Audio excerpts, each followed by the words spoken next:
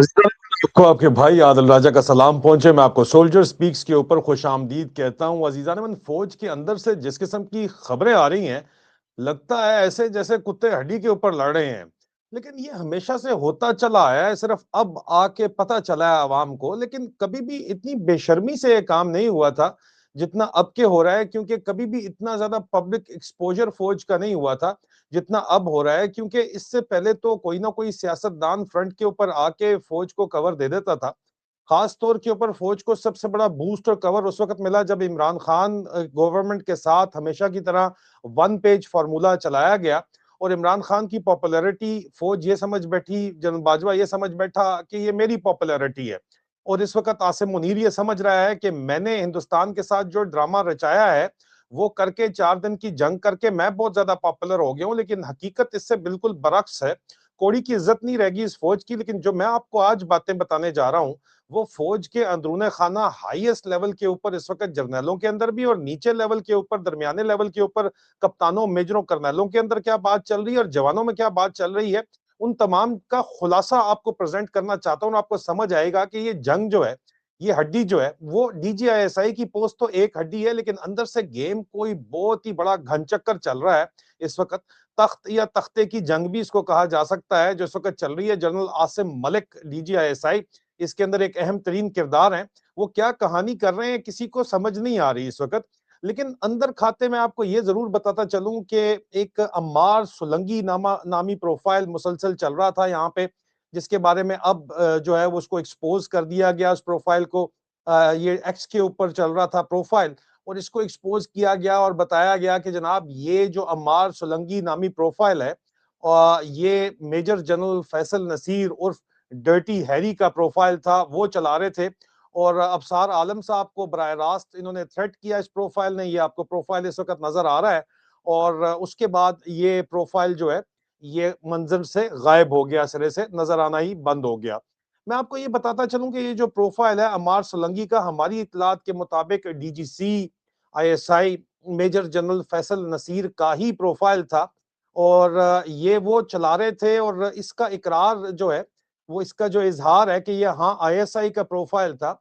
इनके अपने ही जो बगल बच्चा आईएसआई ने एक मुनीब मुन्ना पाला हुआ है, उस मुनीब मुन्ने ने किया ये अपने किसी वीलॉग के अंदर। और ये सब कुछ जो है चीजें जुड़ी हुई आपस में। पहले मैं एक दफा आपको बता दूं कि क्या किस्सा है, आप समझ लीजिए। इसके ऊपर लोग बात बहुत से कर रहे हैं, लेकिन मुसलसल इसके ऊपर हम रिपोर्टिंग करते चले आए हैं पिछले साल से। सिर्फ गुज़िश्ता से पविस्ता चीजें आपको बता दूं, उसके बाद अहम मामलात के ऊपर भी आता हूं। इसके ऊपर जो रिपोर्टिंग की है इसके ऊपर बड़े मजे की मीम चल रही है। मेरे ख्याल में अगर आप वो मीम देखेंगे तो आपको समझने में आसानी होगी। ये मुनीब मुन्ना जो आईएसआई के लिए ये काम कहा जाता है कि उनके टाउट के तौर के ऊपर कहा जाता है कि करते हैं, ये देखिए कि जनाब वो क्या को कहता है। कोट किया हुआ था कि सार साहब ने कोई गैर मौजूद गुफ्तगू किया। सार साहब ने शायद इस बात पर तजिया किया था कि वो जो एक सरकारी मीटिंग में जनरल फैसल नसीर साहब जो कि डीजीसी हैं आईएसआई के अंदर, वो एक मीटिंग में आर्मी चीफ के साथ बैठे हुए थे। तो उन्होंने कहा सोशल मीडिया में चाहे गोइयां हो रही हैं कि जनरल फैसल नसीर साहब अगले डीजी आईएसआई। देखिए अभी तक तो आज की तारीख में जो डीजी आईएसआई है वो जनरल आसिम मलिक साहब है, सिक्योरिटी एडवाइजर भी है। जनरल फैसल नसीर साहब बिल्कुल वो पाकिस्तान के आर्मी चीफ, उनको बिल्कुल उनके one of the favourite officers हैं और आज भी रहे भी हैं, शायद आज भी हैं। और इसका फैसला कि उन्होंने डीजी आईएसआई बनना है या नहीं बनना, ये कम से कम आज तो नहीं हो रहा और आने वाले दिनों के अंदर भी नहीं हो रहा। जब होगा कि आगे क्या उनके हवाले से होगा, शायद उनको कोई और कमांड मिले या वो जो भी करें। लेकिन अभी तो वो मेजर जनरल है, जब प्रमोट होंगे आगे एज लेफ्टिनेंट जनरल तो फिर ये बारी आएगी। उस पर फिर उन्होंने अमार सोलंकी साहब की ट्विटर हैंडल से आया कि मैं बनूं डीजी आईएसआई या ना बनूं या कोर कमांड करूं, इससे आपका क्या प्रॉब्लम है। यानी वो जनरल फैसल नसीर साहब कह रहे हैं साहब को कि आपका क्या प्रॉब्लम है, आपको ये बेतुकी बातें या गैर मौजूद बातें नहीं करनी चाहिए थी। तो ये कुछ चीजें ऐसी होती हैं जो शायद उनका वक्त का इंतजार करना चाहिए। कुछ चीजें बड़ी डिस्क्रीटली होती हैं फौज के अंदर, और शायद ये वो चीज भी है जो होगी तो बड़ी डिस्क्रीटली होगी, इसके अंदर से और कुछ नहीं निकलेगा। भी बहुत से लोग कह रहे हैं कि जनाब घर का भेदी लंका ढाए, और ये जो कार्रवाई की गई है ये अपने ही होम गोल कर दिया है मुनीब मुन्ने ने। मैंने मुख्तलिफ लोगों की बातचीत सुनी, मुझ तक पहुंचाई गई। डॉक्टर शहबाज गिल ने भी यही बात की, शहजाद अकबर ने भी बात की। लेकिन असल में ये होम गोल नहीं किया गया, ये गेम की जा रही है, बड़ी इंटरेस्टिंग गेम की जा रही है। अभी ये आपने समझना है। सबसे पहले इस वक्त डीजीआईएसआई की सीट को लेके वो हड्डी है जिसके ऊपर लड़ाई कर रहे हैं। कुत्ते जिस तरह कहते हैं ना मेटाफोरिकली के कुत्ते हड्डी के ऊपर लड़ाई कर रहे हैं, तो डीजीआईएसआई की सीट के लिए पहले डीजी मिलिट्री इंटेलिजेंस और डीजीसी, डीजी मिलिट्री इंटेलिजेंस मेरे अजीज मेजर जनरल वाजिद अजीज, और DGC ISI major general Faisal Naseer उर्फ डर्टी हैरी की लड़ाई चल रही थी। जो मैं मुसलसल आपको रिपोर्ट करके बता रहा था कि किस खाते में क्या चल रहा है। डीजीसी ने उनके भाई को उठवा के मुबैना तौर के ऊपर क्या कुछ किया, और उसके बाद डीजीसी के मुकाबले में डीजीएमआई ने एजी मजीद को कराची के अंदर उठाया। पीपीपी के मिनिस्टर्स उसके अंदर इन्वॉल्व थे। वहां पे कराची का गवर्नर जो है कामरान तेसोरी, उसके बारे में भी वाज़ेह तौर के ऊपर आईएसआई के अंदर ये इल्जाम लगाया जाता है कि वो DGC major general Faisal Naseer का फ्रंट मैन है, जिनके बारे में कहा जाता है कि यार अब बंदा जर्नैल है या ये कच्चे का डाकू है। इसके बारे में कहा तो यही जा रहा है ना, इस वक्त बात यही हो रही है। अब इसकी जिस वक्त बहुत ज्यादा ये बातचीत की गई, तो मैंने आपको ये भी बताया गुज़िश्ता व्लॉग के अंदर कि एजी मजीद साहब जो हैं वो सदर जरदारी के साथ बहुत ज्यादा क्लोज है। मतलब पहले तो बहुत ही ज्यादा क्लोज थे, लेकिन अभी भी सदर जरदारी के लिए पैसों के मामलात के अंदर उनके साथ बहुत ज्यादा क्लोज है। और सदर जरदारी के ऊपर जब बात आती है तो फौज के अंदर ये बात खुल के कहते हैं लोग इस वक्त, और कोई वो इसके अंदर छुपते नहीं है। वो कहते हैं कि यार जरदारी जो है असल में सिंध जो है वो जरदारी चला रहा है, और मैं इसके ऊपर मुसलसल रिपोर्ट कर रहा हूँ कि जो जरदारी ग्रुप है या जरदारी माफिया है, वो और आईएसआई माफिया ये मिलकर अब सिंध सिर्फ नहीं बलोचिस्तान भी चला रहे हैं दोनों। और वहां पे आईएसआई या फौज सिर्फ अपनी मर्जी से कोई काम नहीं कर सकती। और जब इनसे पूछा जाता है, ये सवाल किया जाता है, हाल ही में सवाल जो गुज़िश्ता बहुत बड़ा नाम है, वफाकी वफाकी तो नहीं, सिंध के वजीर दाखिला भी इंटरम गवर्नमेंट के अंदर रहे, ब्रिगेडियर हारिस नवाज साहब से किया गया। तो उन्होंने कहा कि भाई हमने नून लीग को कंट्रोल करने के लिए पीपल्स पार्टी का इस्तेमाल करना है, और सिंध जो है वो जरदारी की मर्जी से चलता है, जरदारी की मर्जी के बगैर हम कुछ नहीं कर सकते। ये इनकी सोच है जो मैं आपको बता रहा हूं। तो उनको जवाब में ये जरूर कहा गया, कर्नल सैयद अकबर हुसैन ने कहा कि बात सुनो, तुमने अगर चलाना ही है तो अवाम के साथ मिलकर चला लो ना, तुमने बाज नहीं आना, तुम ही ने चलाना है सर जी, आप ही ने चलाना है, तो अवाम के साथ मिलकर चला ले। लेकिन ये बंदा जो है इस वक्त आपको नजर आ रहा है, ये एजी मजीद से इसका ताल्लुक है, कामरान तसौरी से ताल्लुक है। और ये गोडे गिट्टे एक तरफ तो नवाज शरीफ के साथ, यहाँ पे जो सबसे बड़ी गलती हुई डीजी मिलिट्री इंटेलिजेंस से, वो नवाज शरीफ की उन्होंने साइड ले ली जाके, और ये इसने अपनी साइड फौरन चेंज की, और इसने जाके जनाब अपनी साइड जो है वो सदर जरदारी के साथ शामिल कर लिया। एजी मुजीद भी ऑफ द हुक हो गया। डीजीएमआई की इंक्वायरी जो कि जेन्युइन थी वो वड़वड़ा गई। कामरान तेसोरी इसका फ्रंट मैन है, उसको भी अनटचेबल बना दिया गया, क्योंकि जरदारी जो है उस एक जरदारी सब के ऊपर भारी है, इसमें कोई इस वक्त यहाँ पे मामला नहीं है, उसकी मर्जी के बगैर नहीं चल सकते। पंजाब में हालांकि इन्होंने नून लीग को कंट्रोल करके रखा हुआ है, डंडा दे के रखा हुआ है, उनको सिर्फ और सिर्फ जो है वो मरियम को झुंझुना पकड़ा के और जिस चीज का उनको शौक है वो डाल के इन्होंने काम चलाया हुआ है सारे का सारा। लेकिन जिस वक्त आप बात करते हैं सिंध पे, तो सिंध जरदारी इनके काबू नहीं आ रहा, वो अपनी मर्जी से काम कर रहा है। इस वजह से डीजी मिलिट्री इंटेलिजेंस जीत गया, और डीजीसी जो है वो लाइन के अंदर आ गया, और उन्होंने बात शुरू कर दी कि अब तो अगला जानशीन, क्योंकि मैंने आपको बताया था गुज़िश्ता वीलॉग के अंदर भी, अगर आपने नहीं देखा तो जरूर देख लीजिए, जो गुज़िश्ता रोज का है, कि अब बात जो चल रही है वो ये चल रही है कि जनाब देखें, अब तो डीजीसी जो है वो पक्का डीजीआईएसआई है। और मैं आपको हमेशा से बताता आया हूं कि आसिम मुनीर एक बहुत बड़ा डिसीवर है। अगर आप समझ रहे हैं कि आसिम मुनीर जो है वो दोनों में से किसी एक के साथ है, तो ये भी आखिरी टाइम के ऊपर डिसीवर, इसका नाम बड़ा सोच समझ के रखा गया है। किसी को नहीं पता कि आखिर में किस तरफ जाएगा, ये भी जहन के अंदर रख लीजिए। तो अब जो मामला है, अब डीजीसी लेकिन फिर भी फेवरेट तो है, तभी लिबिया उसके साथ गया हुआ था, डीजीआईएसआई नहीं गया था। और पीछे से ये मुनीब मुन्ने ने जो कहानी की है, जो एक्सपोज किया है कि अम्मार सुलंगी का प्रोफाइल जो है ये होम गोल नहीं किया गया, ये गेम की गई है, और मुनीब मुन्ने की इतनी औकात नहीं है कि वो ये गेम डीजीसी के खिलाफ कर जाए। आईएसआई के अंदर से हमारे जराए ये दावा करते हैं कि जनाब ये मुनीब मुन्ने ने जो एक्सपोज करके कंफर्मेशन दी है, ये DG ISI major lieutenant general Asim Malik the blue blood फौजी, उनकी गेम है, उनकी इजाजत है। न सिर्फ वो बल्कि लेफ्टिनेंट जनरल अजहर वकास भी इसके अंदर शामिल हैं, जो इस वक्त आपको नजर तस्वीर के अंदर मैं आपको बताऊं, मैंने इस साल जनवरी में उनकी एक तस्वीर पुरानी डाली थी, जिनसे जर्नैल मेरी इससे बहुत ज्यादा तंग है जब इनकी इस किस्म की तस्वीरें आती हैं। हेड, इनको जनाब फौज के अंदर कहा जाता है कि हेड हंटर हैं, रॉयल हेड हंटर हैं, ठीक है। ये जब लेफ्टिनेंट कर्नल थे उस वक्त की इनकी तस्वीर है। अजहर वकास साहब जो है वो एजुकेशन जनरल के तौर के ऊपर इन्होंने बेतहाशा लोगों को रगड़ा है, अन्नेवाह रगड़ा है, ठीक है। लेकिन हैरानगी की बात यह है कि इनके बेटे की तस्वीर जो कि मेरे पास मौजूद है, लेकिन फैमिली को मैं सामने नहीं लाता, इनमें और मुझ में शायद यही फर्क है, आसिम मुनीर तुम में, तुम्हारे जर्नैलों में और हम में सिर्फ यही फर्क है कि हम लोग ये काम नहीं करते। तो ये बात मैं आपको बताता चलूं कि इनका बेटा जो है बड़ा इंटरेस्टिंग, मैंने इसके ऊपर रिपोर्ट की थी, और ये मेरी भी रिकॉर्ड के ऊपर मेरी ट्वीट 4 नवंबर 2024 की 6:30 यूके वक्त के मुताबिक मैंने ट्वीट करके बताया था कि लेफ्टिनेंट जनरल अजहर वकास साहब जो हैं, चले मैं बल्कि आपको इस तरह करता हूं कि ये ट्वीट दिखा भी देता हूं ताकि मामला जो है आसान हो जाए। देखिएगा जरा, ये देखिए मैंने ये ट्वीट आपको इस वक्त नजर आ रही है, मैंने रिपोर्ट की थी 4 नवंबर 2024 को, जो कि वाज़े तौर के ऊपर बता रही है कि अजहर वकास का जो बेटा है उसने ये फैसला किया है कि वो पीएमए नहीं जाएगा और वो पाकिस्तान छोड़ गया है। पीएमए में सिलेक्ट हुआ हुआ था और ये पूरी फौज को, उसके दोस्तों को पता है बच्चे के, ठीक है।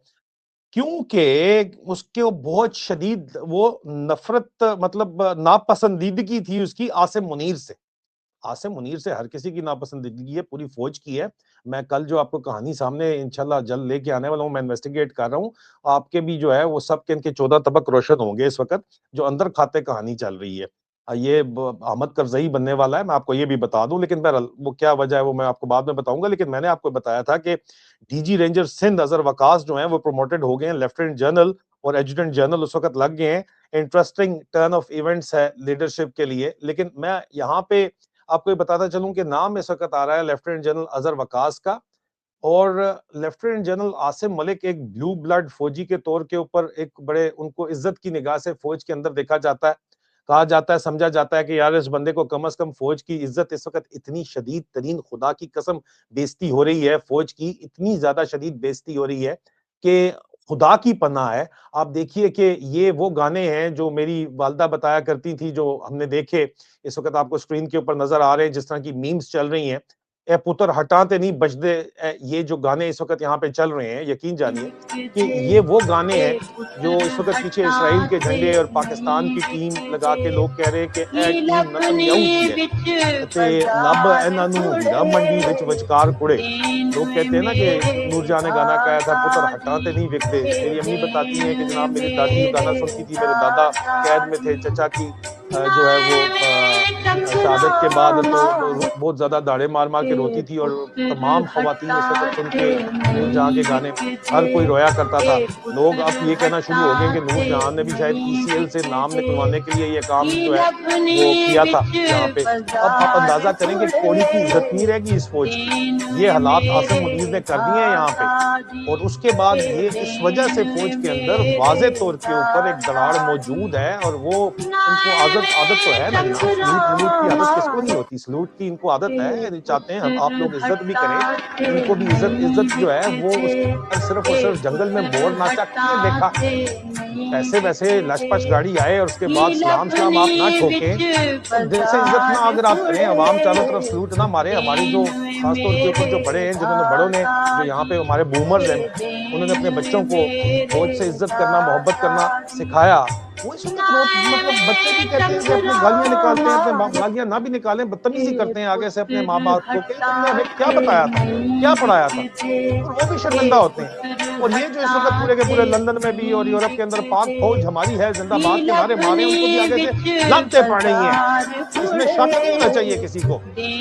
और वो मेरा और औरंगजेब भट्ट साहब का जो प्रोग्राम है, जो लूटन के अंदर भी आप लोगों ने प्रोग्राम किया है, वो उसके ऊपर जो औरंगजेब भट्ट साहब गए हुए थे, उन्होंने क्या बात की है वो सुना नहीं है आपने? जरा सुन ले मेरा औरंगजेब भट्ट साहब का प्रोग्राम, ताकि आपको क्लियर हो जाए कि मामला क्या है, आपकी औकात क्या है, आप चल क्या रहे हैं। तो ये इस वक्त अंदर जनरल अजहर वकास की गेम है। जनरल अजहर वकास और लेफ्टिनेंट जनरल आसिम मलिक ने मुनीर बनने को थापड़ देकर ये काम करवाया है, ये बात ध्यान के अंदर आप रख लें उसके, और इसीलिए ये काम जो है इस तरह चल रहा है और हो रहा है कि इस वक्त डीजीसी ने, फैसल नसीर ने डीजीएमआई को खड़का दिया है, अब लग ये रहा है। तो फिर अब डीजीसी को खड़काने की बारी है, और कह रहे हैं कि इसको भी प्रमोट नहीं होने देना, क्योंकि ये बंदा तो है ही करप्ट तरीन। ये बंदा जो है ये तो स्मगलर है, क्रिमिनल है, ये क्रिमिनल है। और ये क्रिमिनल अगर आप मुझे बताएं, ये क्रिमिनल अगर लोग कहते हैं, फौज के अंदर लोग खुल के बात करते हैं, और कहते हैं अगर ये क्रिमिनल जो है ये आ जाएगा इस यहाँ पे लेफ्टिनेंट डीजीआईएसआई लग जाएगा, तो फौज का को तो रही सही तो खैर इज्जत कोई भी नहीं है, लेकिन उसके बाद तो फिर इररिवर्सिबल प्रोसेस हो जाएगा,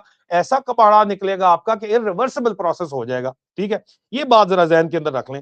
दूसरी तरफ जनाब हम आपको ये भी बता दें कि मैंने आपको ये बात कई दफा बताई थी, लेकिन उस वक्त किसी ने इसके ऊपर यकीन नहीं किया था।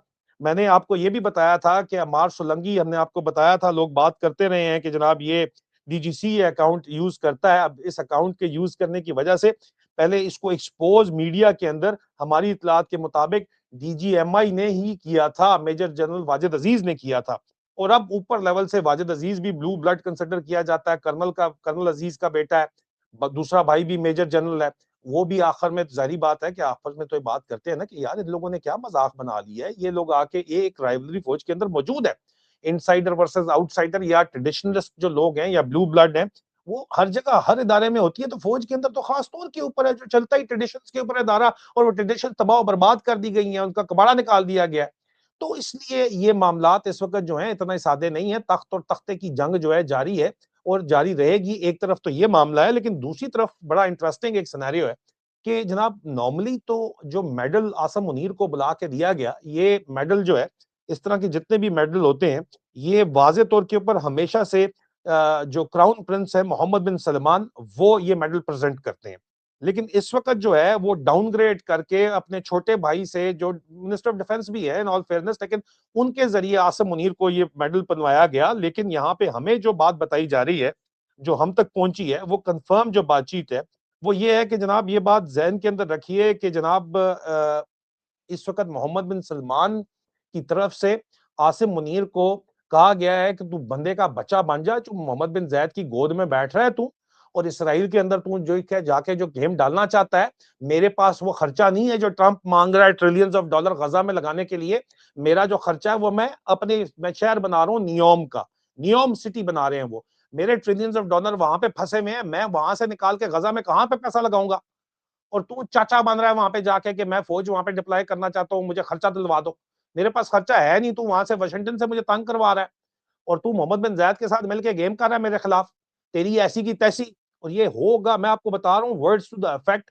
इस तरह जो है आसिम मुनीर को खड़काने का प्रोग्राम यहाँ पे सऊदी अरब के अंदर शुरू हुआ है, उसको बड़ा ठीक ठाक तरीके से, क्योंकि देखिए जो पल्स है पाकिस्तानी कौम की सऊदी अरब में बहुत बड़े तादाद की, सऊदी अरब अपनी सिक्योरिटी के लिए, ये बात सीआईए भी मानती है कि पाकिस्तान के ऊपर डिपेंडेंट है, पाकिस्तानी सिपाहियों पर डिपेंडेंट है, पाकिस्तानी जूनियर ऑफिसर्स के ऊपर डिपेंडेंट है। और पाकिस्तानी जूनियर ऑफिसर्स और पाकिस्तानी सिपाहियों के अंदर अगर आप बात करते हैं कि आसिम मुनीर का क्या इमेज है इस वक्त, तो वो भी कोई छुपा हुआ इमेज नहीं है। इस वक्त आसिम मुनीर का जो इमेज है, वो उसके ऊपर जो मीम्स बन रही हैं, वो ये मीम्स बन रही हैं, देख लें।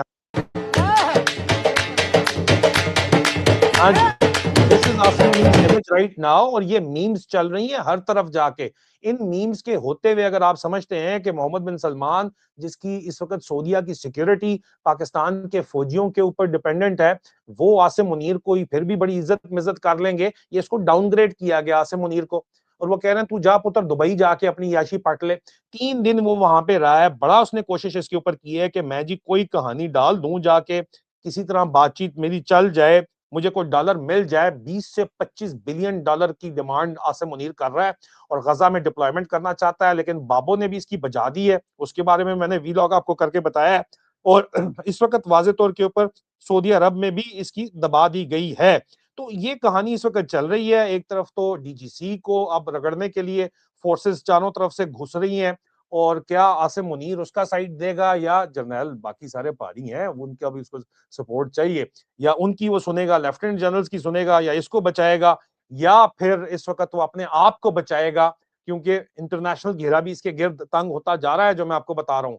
तो ये तो वक्त बताएगा और बहुत जल्द पता चल जाएगा। लेकिन अंदर खाते जो अगली कहानी निकलने वाली है, जो इसको अपनी जान के लाले पड़े हुए हैं, उसके ऊपर भी मैं तहकीकात करके आपके पास रिपोर्ट लेके आऊंगा।